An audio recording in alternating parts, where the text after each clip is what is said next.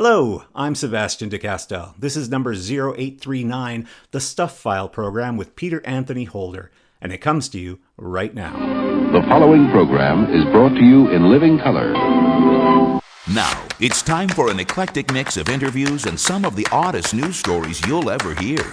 It's the Stuff File program with Peter Anthony Holder.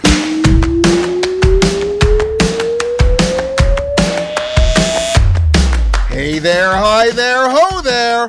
Peter Anthony Holder here with you, and yes, this is indeed another edition of the Stuff File program, number 0839. And coming up on this edition of the Stuff File program, Dr. Peter Solomon is a physicist, inventor, and educator who is also the author of 100 Years to Extinction, The Tyranny of Technology and the Fight for a Better Future. How worried is he about uncontrolled technology? The recent addition of technology threats within the last 30 years or so, I think, have really thrown a monkey wrench into our progress. And those three are genetic engineering, AI, and the internet with its social media. I think those three are extremely dangerous, and we need to worry about them. Tigran Kadevchyan is the owner of Smokey's Barbecue in Windsor, Ontario, who recently prepared a massive ground beef kebab wrap that measured 81 feet long. How did this idea come up in the first place? Honestly, I was roaming around on social media and I came across Shelby Shawarma, and I noticed that they had longest shawarma in the world written somewhere in the restaurant, and that kind of caught my attention. Every year at Smokey's we do a free burger day. The problem with that was it was too long of a wait for certain people. We had to wait like an hour and a half for a single burger because we can only make so much. But this way, if I were to make a super long kebab, I cut that thing up in like a minute. It was gone, cleared up in 5 minutes, and everybody was happy. Stuart Nulman is in with another edition of Book Banter. Hi, I'm Stuart Nulman, and now that fall is practically here, Book Banter offers its annual fall preview. 5 hot titles that should be on your reading list. As it starts getting chilly, it's a hearth full of good reading later on the Stuff File program. And there's lots and lots of Stuff File news, dad joke theater, morning shower thought, and of course, an idiot of the day. The guest later, the person who told you this was show number 0839, was Sebastian DeCastel, the author of the novel The Malevolent Eight. He was a guest on the show back on show number 0836, so you can hear all about his book on that edition of the Stuff File program.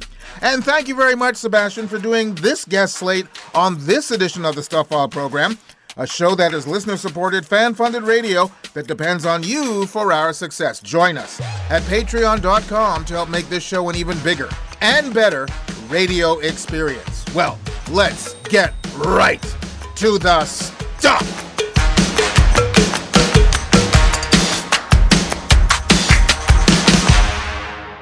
Police in Schwabach, Bavaria, solved a case of late-night doorbell disturbances after discovering the culprit was a slug. Apartment residents called authorities when their doorbells repeatedly rang during nighttime hours, initially suspecting local youth were behind the pranks. The mystery deepened because motion sensor cameras at the building's entrances failed to activate during the incidents. When officers investigated, they found a slug crawling across the doorbell panel, triggering multiple units as it moved. Said one resident named Dominic, "There was a slug sitting right on our nameplate. You could even see its slime trail as it crawled across the sensors." Police resolved the situation by relocating the slug to a nearby grassy area, releasing it with a warning. Wow. The Bavarian police seem pretty humane. I'm sure many of the tenants who got their doorbells rung in the middle of the night would have crushed that thing underneath their slippers. And now that I have your dog's attention, let's move on. Ethel Caterham, the world's oldest living person and the oldest British person on record, celebrated her 116th birthday in Surrey, England, Guinness World Record and Longevity Quest certified her as the oldest living person on April the 30th, following the passing of Ina Canabaro Lucas, also at 116 years old. Caterham, who outlived her sister and daughters, has 3 granddaughters and 5 great-grandchildren. She chose to celebrate her birthday with family, declining interviews from the care home where she resides. When asked about the secret to her long life, Caterham advised saying yes to opportunities, maintaining a positive attitude, and practicing moderation. I'm wondering what presents she got for her birthday. I'm guessing no one gave her green bananas. Yeah. 40-year-old Benjamin Bucher was arrested for allegedly residing in a crawl space beneath a Clackamas, Oregon apartment building without permission. Deputies responded around 11 p.m. after a witness saw an unknown man park and enter the back of the complex with light visible from the crawl space before the door closed. Officers discovered the damaged door was locked with an extension cord running through a vent. The property owner confirmed no one should be there and reported hearing strange noises previously. After forcing entry, deputies found Bucher had taken significant steps to improve the conditions of the crawl space and was obviously living there. They discovered a bed, lights, chargers, TVs, and electronic equipment connected to the building's power supply. A pipe tested positive for methamphetamine. Bucher faces burglary and drug possession charges with bail set at $75,000. Well, at least he now currently has accommodations that he can stand up in. And finally, in this section of Stuff File News, before we get to our first guest here in this edition of the Stuff File program with me, Peter Anthony Holder, police in British Columbia arrested a man after he drove a child-sized pink Barbie Jeep on busy city streets. Police began receiving calls around 9 a.m. about the toy vehicle creating traffic hazards. Said Corporal Jennifer Cooper, "The streets were very busy at the time. Our police officer conducted a traffic stop with the vehicle to assess what was happening. Officers discovered the driver had a suspended license and arrested him for prohibited driving. Police suspected alcohol impairment and administered 2 breathalyzer tests, which the man allegedly failed. He received a 90-day driving prohibition and must appear in court later." Corporal Cooper explained that regardless of size or speed, the law defines motor vehicles as conveyances powered by anything other than muscular power. You know, I think we're missing a minor point here. Somewhere out there is a little girl who is missing a pink Barbie Jeep. Power Wheels Barbie Beach Buggy. What a way to go. Adult supervision required. Yeah, but clearly it all depends on the adult. Anyway, let's get to our first guest here in this edition of the Stuff All program, shall we? Physicist, inventor, and educator Dr. Peter Solomon is sounding an alarm about the potential tyranny of technology. Inspired by Stephen Hawking's dire warning that humanity could face extinction within 100 years, he explains that the clock is ticking with his novel 100 Years to Extinction, The Tyranny of Technology and the Fight for a Better Future. Peter joins us from Connecticut via Riverside.com. Hi, Peter. Hi, glad to be here. Glad you could be on the program with us. Much appreciated. I understand from your book, and the novel revolves around 3 young protagonists who pledge to devote themselves to saving humanity, that there are 4 elements that they are trying to save humanity from: political extremism, climate collapse, pandemics, and runaway technology like AI and genetic engineering. Of those 4, do any of them seem worse than the others, or collectively, are they a bigger problem? Well, I certainly have focused on the technology threats. I think pandemics we did a wonderful job with COVID-19 using mRNA-created vaccines. So I think we're probably okay in terms of pandemics. Climate change is certainly going to be an enormous problem. The experts predict that if the Thwaites Glacier, which is melting, goes completely and the ice shelf under it melts and a few of the other glaciers melt, we're looking at an 11-foot rise in sea level. That would create world chaos. So that kind of a catastrophe would, I think, be an enormous shock to humanity. And judging by the way we've handled things in the past, I'm not sure how well we would handle it, and that could lead to nuclear war.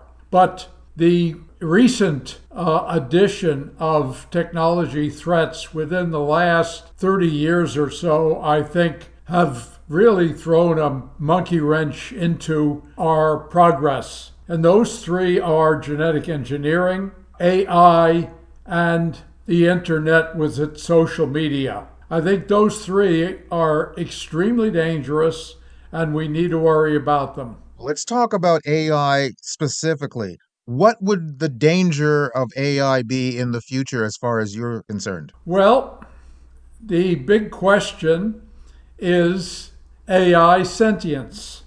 We've had AI programs that have done some awfully strange things, and the creators of those programs, when asked, they say, oh, we're not really sure. But there was a recent case with ChatGPT where a man who was on for 30 hours with that program over 21 days, at the end of the program, ChatGPT had convinced him that he was a genius, that had invented a software program which could bring down the internet and which could power his levitation machine.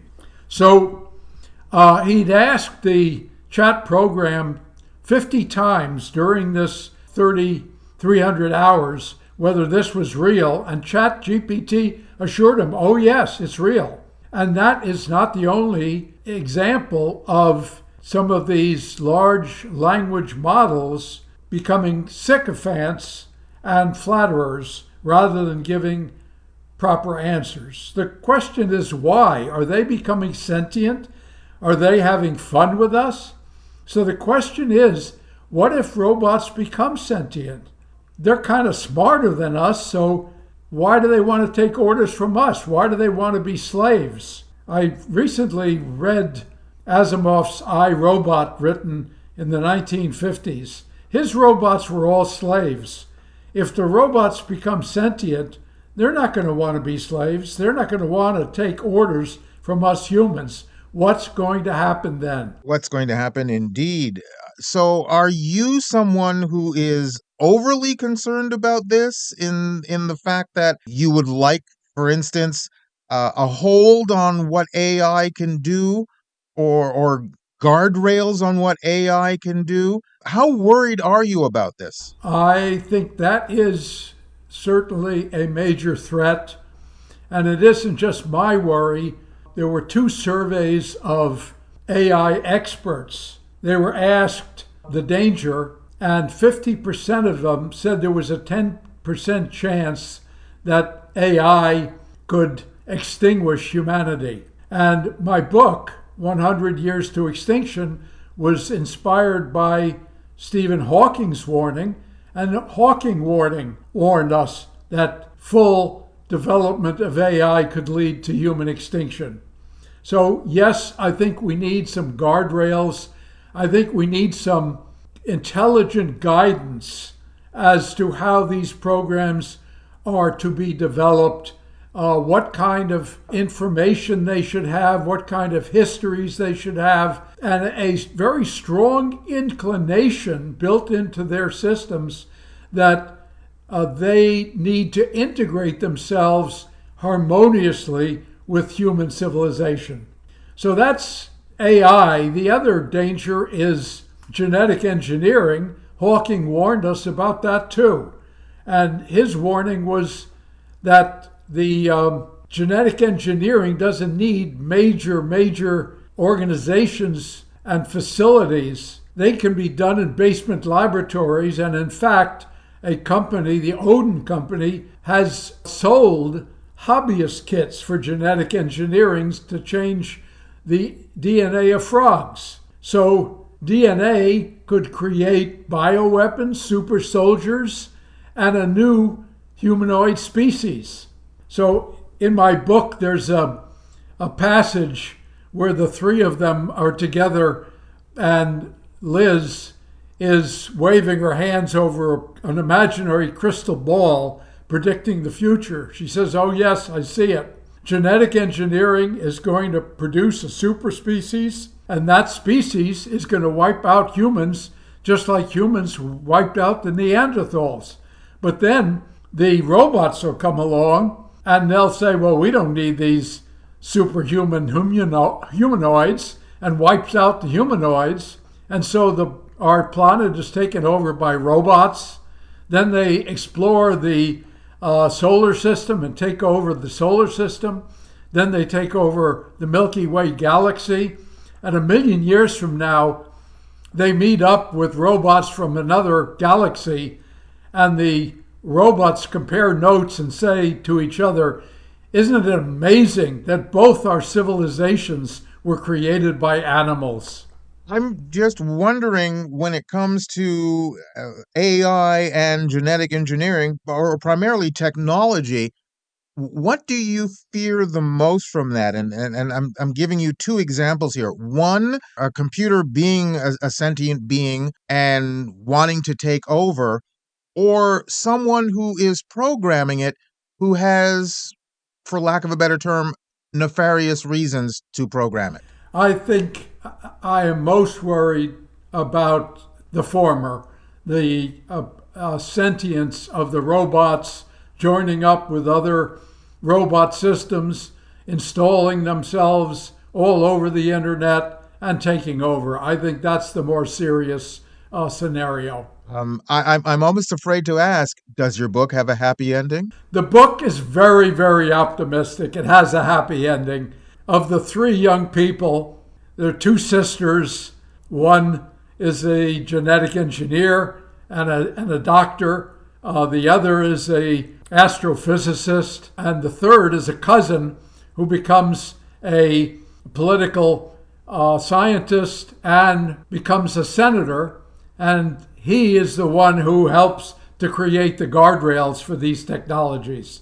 So the book is optimistic and provides some guidance. There's a new political party for how we solve our political problems and how we solve our technical problems. So would you say overall it's a cautionary tale, your book, 100 Years to Extinction? Yes, it is. My idea is to try to wake up the younger generation.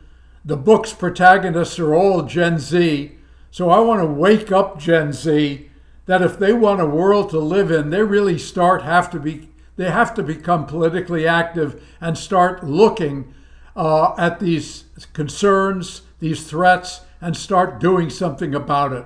I mentioned in the introduction that you're a physicist, an inventor, and an educator, and to be more precise, you are a physicist, but you're also a tech entrepreneur who founded 5 companies. So you know the business world as well as the science world, and it's kind of frightening that someone with that amount of knowledge knows what's around the corner, and to the point where the rest of us don't necessarily do. Yes, but also I'm taking the hint from Stephen Hawking, and I'm taking the hint from all of those AI professionals who said, yeah, there's a 10% chance that AI will wipe out humanity. So I'm not the only one sounding the alarm.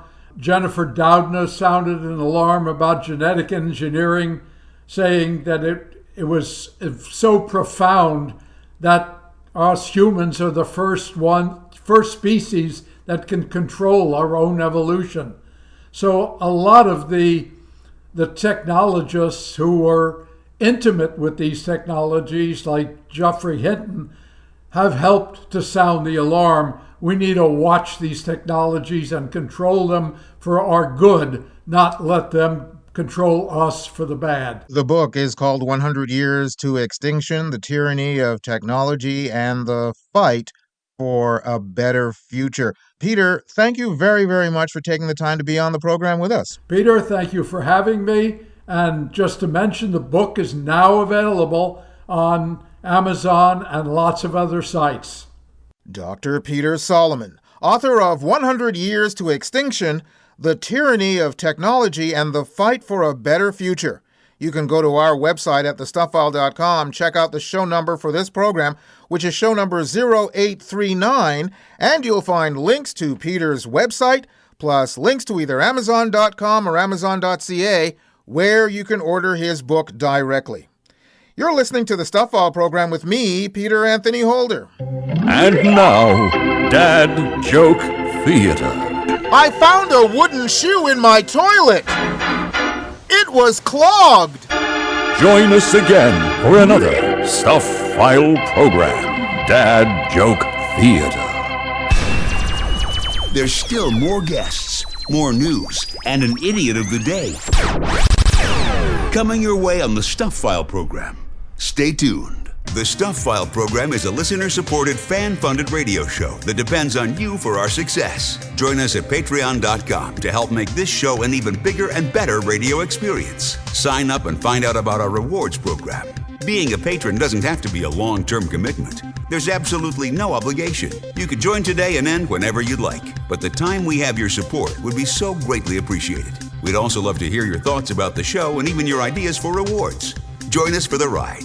Join us at patreon.com/thestuffileprogram. I'm standing and singing my heart out for Canada. Hi, this is Sarah McLachlan.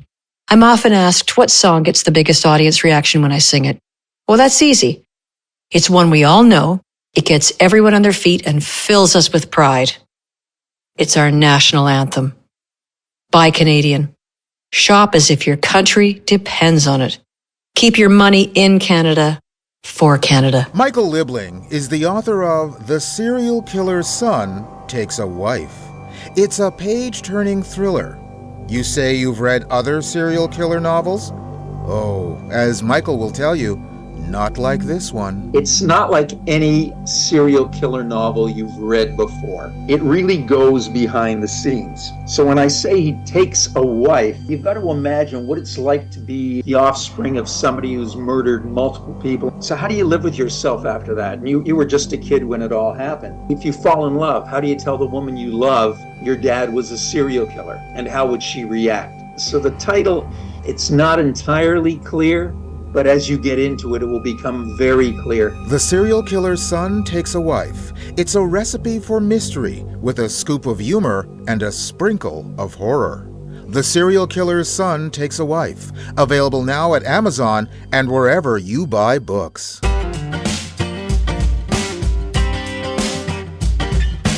You're listening to the Stuff File program with Peter Anthony Holder. The best thing since sliced bread. No loafing here. And still to come on the program, we'll talk about the largest ground beef kebab wrap ever. Plus, Stuart Nulman will be along with another edition of Book Banter. We have a morning shower thought coming your way, and of course an idiot of the day, and much more in Stuff File News right here, right now. A Kentucky nurse saved a young raccoon's life after finding it unconscious in a dumpster filled with rainwater on August the 14th. Misty Combs, who works at the Letcher County Health Department, discovered the juvenile raccoon had consumed fermented peaches discarded by Kentucky Mist Moonshine Distillery in Whitesburg. The peaches had been soaked in distilled alcohol for making peach moonshine. Combs said, "I would say that he ate the fermented peaches and fell over drunk into the water." With a colleague's help, Combs pulled the raccoon from the dumpster and performed compression-only CPR until water came from its mouth. Kentucky Fish and Wildlife transported the animal to a veterinarian. The raccoon recovered overnight and was released the next day. I was assuming into a 12-step program, but anyway, this raccoon was probably just another juvenile delinquent looking to get trashed in the trash. Damn raccoon. Don't call me a raccoon! I'm sorry, I took it too far. I meant trash panda. An Ohio man from East Rochester overslept, missed work, and decided to stop by the Classic 2 drive-thru in Minerva for an energy drink. Despite his late start, he purchased a $30 scratch-off ticket and won $500. Feeling lucky, he bought more tickets, including a Monopoly 200X ticket, which turned out to be a $50,000 winner. This is the second time in 4 months that he has won a big prize on a lottery scratch-off ticket. In March, after his truck slid off the road, he won $20,000 on a VIP Millions ticket and used the money to buy a new truck. Now he plans to pay off his new truck, with his latest winnings totaling $36,000 after taxes. Have you noticed that his good fortune seems to be always preceded by bad luck?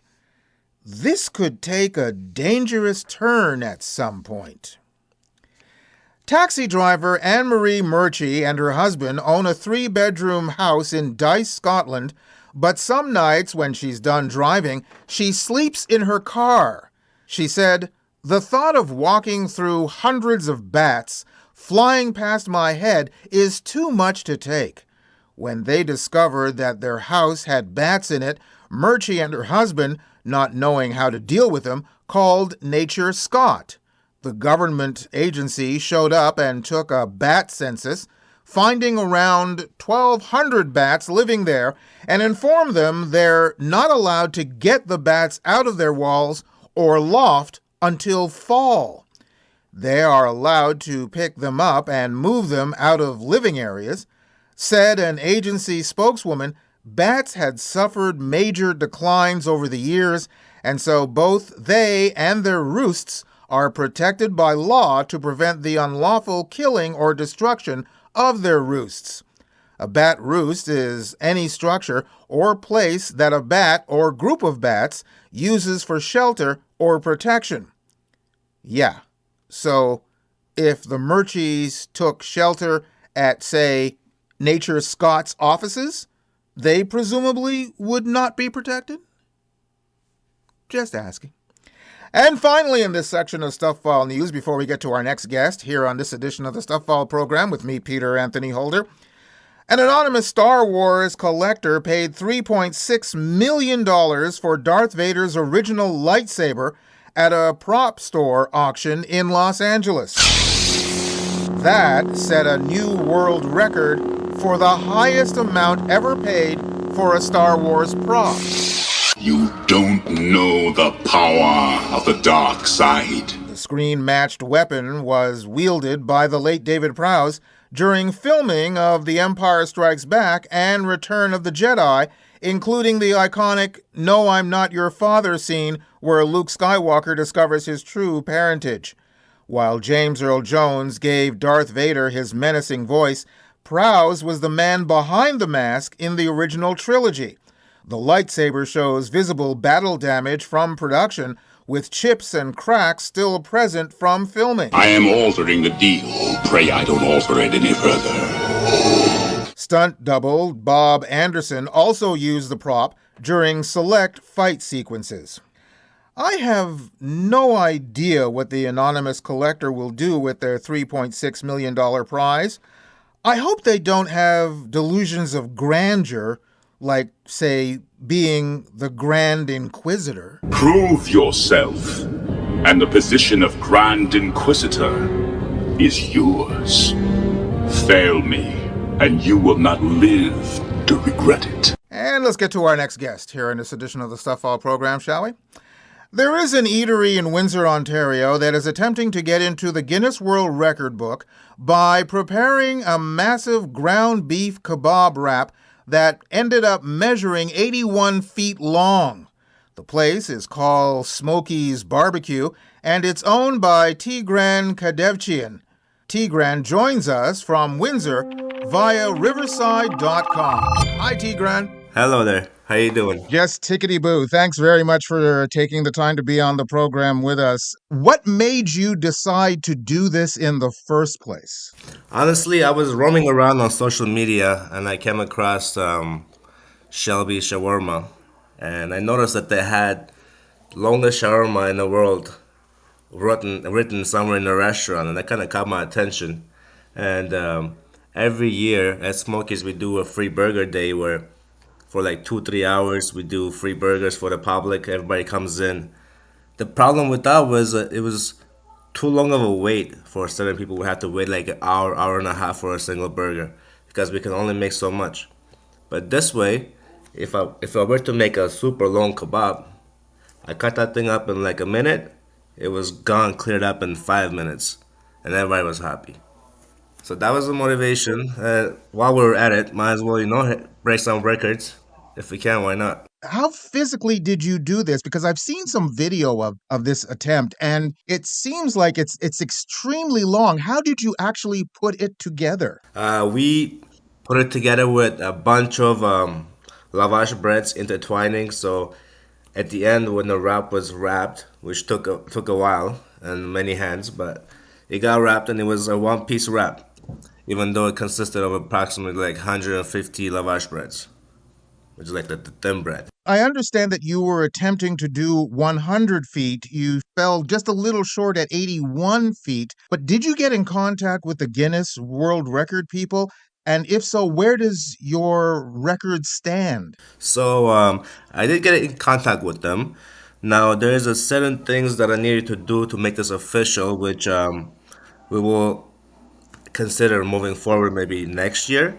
There's a certain fee involved, and they would have to send people there, etc.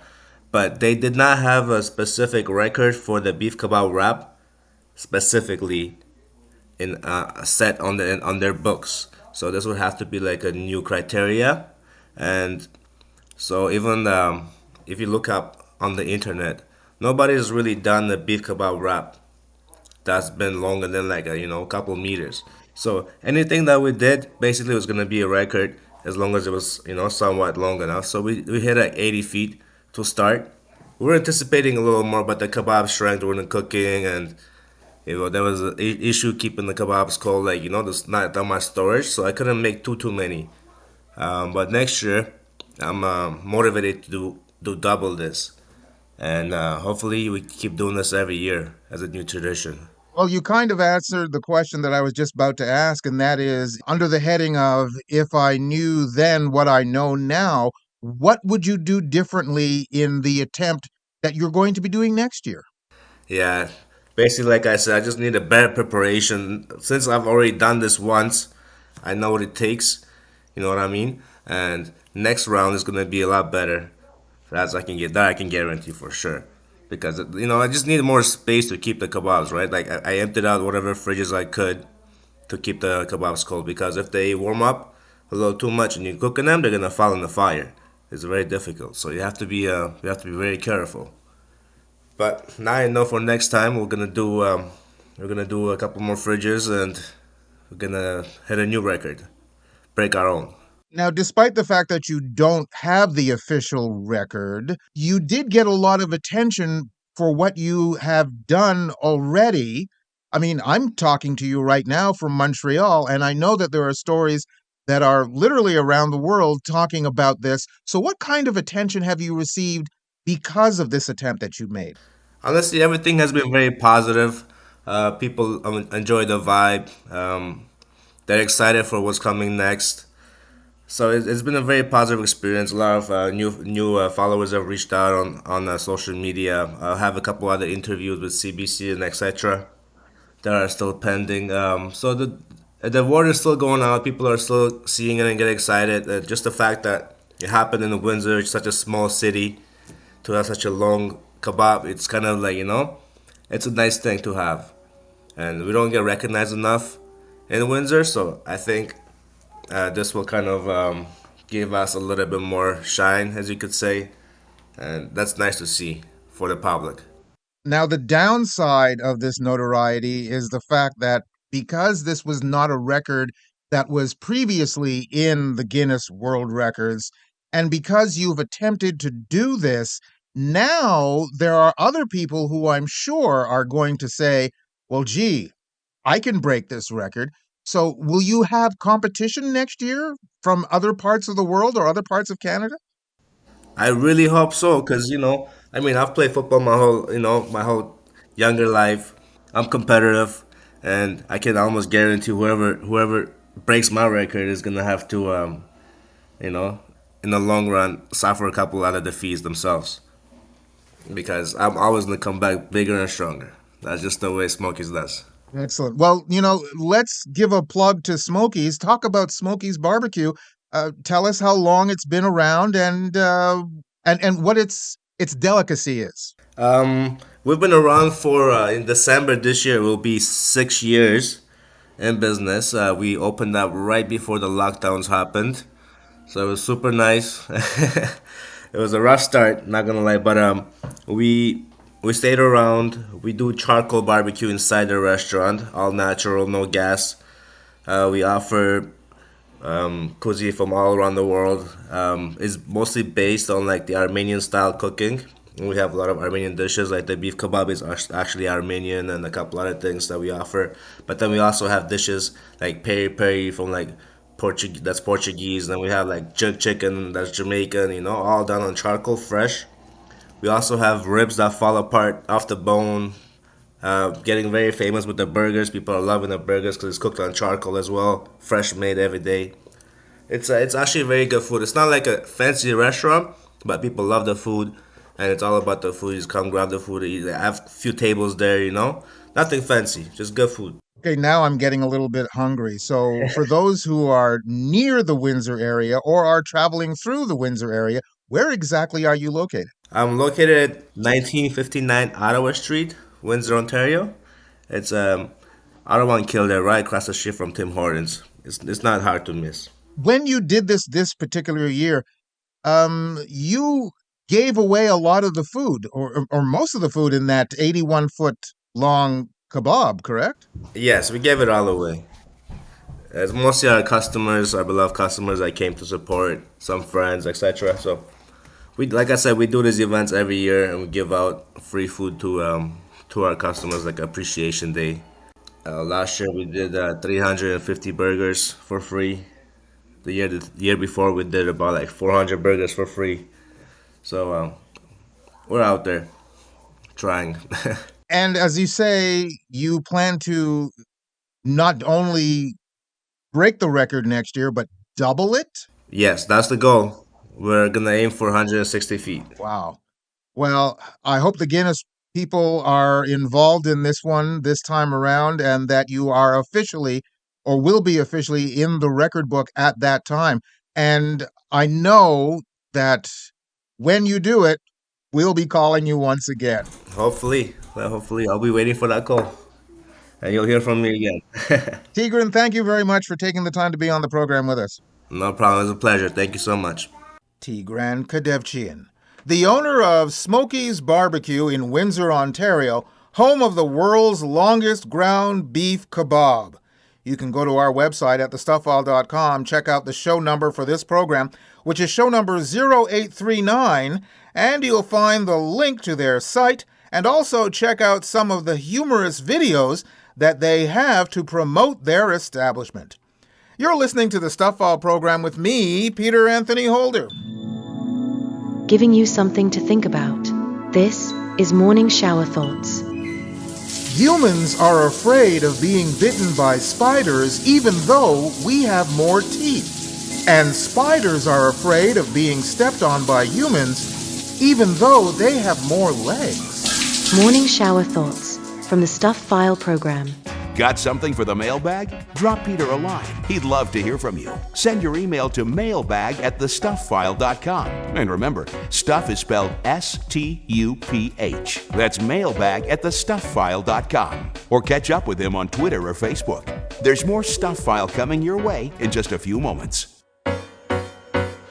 Hey, how would you like to become a patron of the Stuff File program? It's easy to do. By going to patreon.com and becoming a patron, you help to make this show an even bigger and better radio experience. And if you become a regular patron, as a Patreon reward, I'll share with you an electronic version of my book, Great Conversations, my interviews with two men on the moon and a galaxy of stars.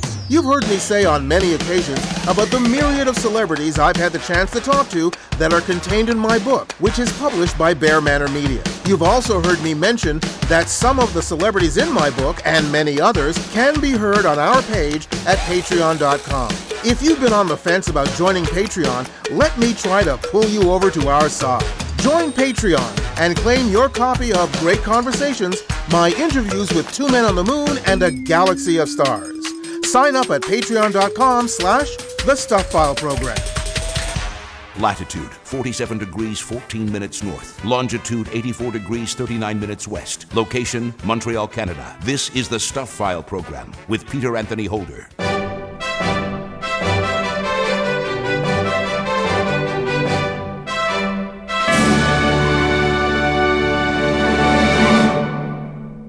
It's time to crack a spine. The Stuff File presents Book Banter with Stuart Nulman. Once again, here's Peter Anthony Holder. And the leaves are turning, which means it's time for some heavy reading.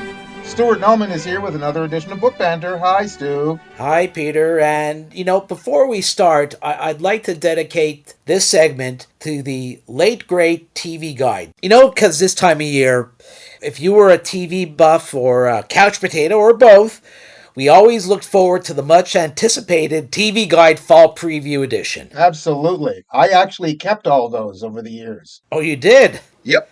Do you remember when it used to be like two separate issues? One for like the new programming and one for all the returning programming and the movies and the miniseries and all that? Absolutely. Okay.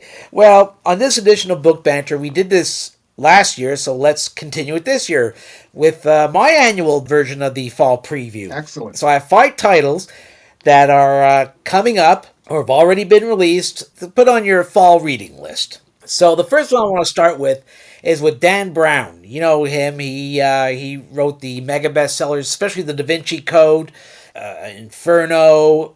Robert Langdon, he returns his character from his many best-selling books. But this time, it's called The Secret of Secrets, and he goes to Prague to attend a lecture by a noetic scientist, her name is Catherine Solomon, who's about to publish a book about the nature of human consciousness and rip the lid off and challenge and destroy centuries of established beliefs. But what happens is there's a brutal murder that takes place, disappearance of Catherine's manuscript, which puts Langdon on the case in a battle between the worlds of futuristic science and mythical lore that takes him practically around the globe like Angels and Demons, takes him around the world. So if you liked Angels and Demons and Da Vinci Code and Dan Brown's other books, Secret of Secrets is probably the most highly anticipated fiction book this season, and it's called, once again, The Secret of Secrets by Dan Brown, published by Doubleday, and it's now available at bookstores everywhere. So after this broadcast is over, don't delay, rush to the bookstore and get your copy. Excellent. Book number 2? Well, this year, believe it or not, marks, if John Candy was alive today, he would be 75 years old, actually. And to coincide with that milestone and the release of a brand new documentary at the Toronto International Film Festival called John Candy, I Like Me, a definitive biography of his Canadian comedy legend is going to be released soon, called John Candy, A Life in Comedy by Paul Myers. It's John's story told by his many friends and colleagues who worked with John during his 43-year life, and it's basically a testament to the comedic talent of John Candy, but also off camera, who he was always regarded as a gentle, giving human being and much well loved, and who left us way too soon. Everyone talks about how nice he is, and just recently I read something about Macaulay Culkin, who of course was in Uncle Buck, and he said, and I'm paraphrasing here, he was more caring about Macaulay Culkin than his father was. And we all hear what kind of father Macaulay Culkin had. So, I mean, it's kind of great, kind of sad at the same time, because he sensed that Macaulay as a child, he sensed what the father was doing to him, and he was always asking, "Are you all right? Is everything okay?" Because he sensed it. Yeah, that was the nature of John Candy. Absolutely. So again, the book is It's called John Candy: A Life in Comedy by Paul Myers. It's published by House of Anansi Press, and it's going to be released in October. book number 3. Yeah, well, Geddy Lee, he's best known as the frontman of the Canadian rock group Rush. But also, Geddy Lee is a self-proclaimed baseball geek with an impressive collection of autographed baseballs. So what he does, this is a new book that's not a companion to his memoir, My Effing Life. He takes 72 items from his collection and tells the story behind each one. And its book is called 72 Stories. And it's an interesting baseball book told by someone who you least likely suspect would write a book on that subject. But that's another side to Geddy Lee, that loves baseball, and he has the visual proof. And he sold several of them already, and I think this is a great catalog of a man and his other passion. So the book is called 72 Stories by Geddy Lee. It's published by Harper, and it's going to be released later this month. I wonder if the balls that he sold, if they got a high price because it was signed by a Major League Baseball player, or because it was signed by a Major League Baseball player to Geddy Lee. I would gather that it would be the former. I mean, autographed baseballs, depending on who autographed them, do fetch a high price. Yeah, but also a celebrity getting the ball, that should bump up the price. Well, I'm sure, but I would like to see the stories behind those autographed baseballs, those much sought after collector's items by baseball fans everywhere. I'm curious to see what he has or had in his collection. I bet you'd see him whenever Rush was touring. He'd probably be at the local ballpark if the home team was in town. Absolutely. Book number 4. Ozzy Osbourne, from one rock legend to another. We mourn the surprise and shocking death of Ozzy Osbourne, the frontman behind Black Sabbath, and that wonderful reality series, The Osbournes. Really? Well, really? You were surprised by his death? Well, I mean, look, Keith Richards is still alive. Wouldn't you be more surprised that he lived that long? Yeah, I mean, look, I would... I would say I'd be shocked if the inevitable happens to Keith Richards, but I know somehow after what he's been through, he's eternal, if you know what I mean.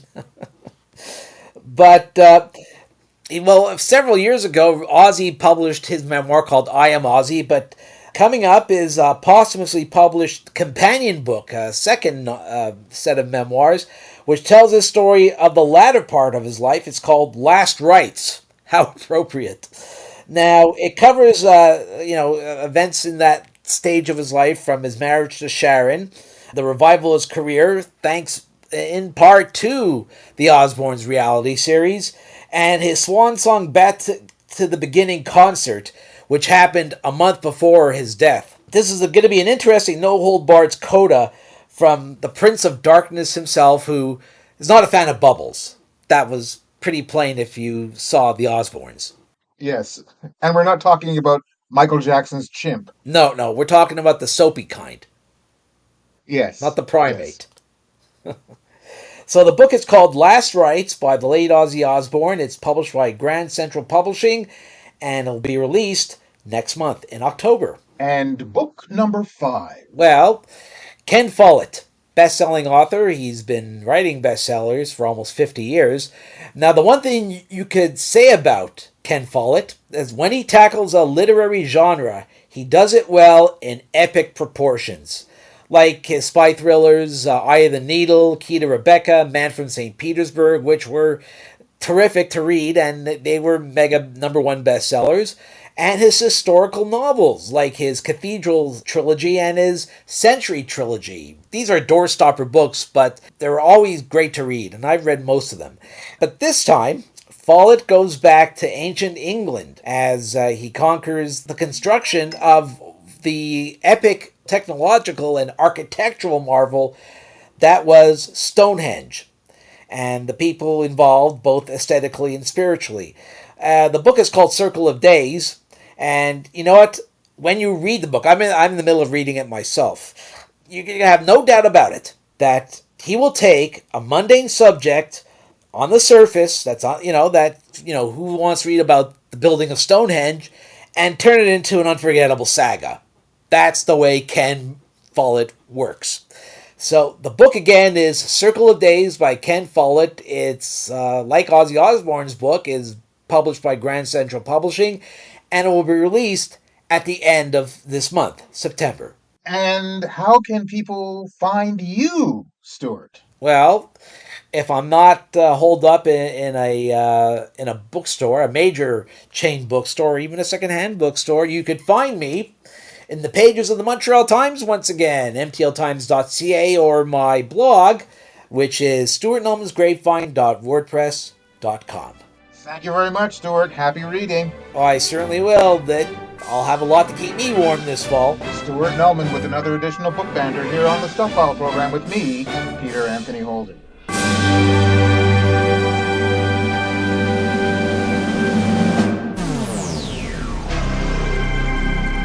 The Stuff File. And we're just about a racetrack for this edition of the Stuff File program. I've got a few more Stuff File news stories to share with you, and of course, there is an Idiot of the Day coming your way. A cruise ship passenger is in hot water after leaping overboard in Puerto Rico with nearly $15,000 in cash following a reported gambling spree.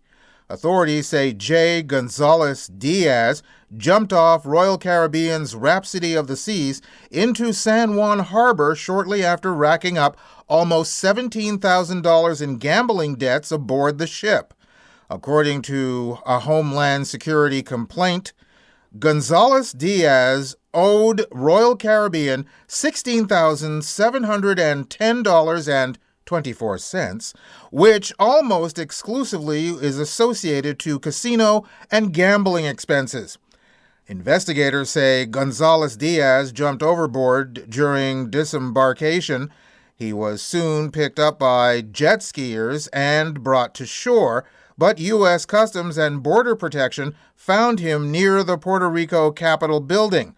According to court documents, he was carrying $14,600 in cash, 2 phones, and 5 IDs. When investigators asked Gonzalez Diaz for his full name, he told them, "If you guys were good at your job, you would know that." Wow, cheeky little bastard, isn't he? Gonzalez Diaz was charged with failing to report the transport of monetary instruments exceeding $10,000 into the U.S., a federal crime that carries a maximum penalty of 5 years in prison and/or a $250,000 fine. The complaint states that he told officers he did not want to report the currency on his possession because he thought he was going to be taxed duties for bringing in the currency. Well, now he's going to have his bank accounts vacuumed out. Are you happy, whichever one of the 5 names you are? Yeah. Australia's University of Technology, Sydney, is preparing to lay off hundreds of its staff after cutting 146 courses in an effort to save $100 million, said researcher Dr. Hosai Gull. The list of course suspensions is devastating across some faculties, and staff are in absolute shock and could not speak at the meeting today. But administrators have a heart. They've sent staff to a well-being hub which offers 50 tips for pink slip staff to help with stress management, apparently starting with, "Do that task you've been dreading, like washing delicates," which I believe is subtle code for "don't get your knickers in a twist." Anyway, boys and girls, it's that moment you've all been waiting for. It's time now for the Idiot of the Day. And now it's time for the strange things adults do. This Stuff File presents the Idiot of the Day. Escambia County, Florida Area Transit is struggling to find enough drivers for its new Flex Transit rideshare program. It's very popular. So it was noticed when ECAT fired a Flex Transit driver who had used his break time to visit Club Eden, a gentleman's club, and parked his marked Flex Transit van out front. Photos spread online quickly, not just of the parked van, but also of the driver inside the club wearing his uniform. And by the way, I've seen pictures of this guy. His uniform is like yellow neon. Let's just say it doesn't go unnoticed. Anyway, said the agency in a comment, the driver's actions do not align with the high standards of conduct expected from all ECAT professional bus drivers and contract drivers. Right. So I guess he has to wait until passengers ask to be taken there for a fee. Now, why, oh why, would you take your break time to visit a gentleman's club while in uniform, all while leaving your marked van, which is almost the size of a bus, right out front? One reason, and one reason only. You're an idiot! Gee, I'm only a kid, but even I know you're an idiot. And that's it for this edition of the Stuff File program, number 0839. Hope you enjoyed it.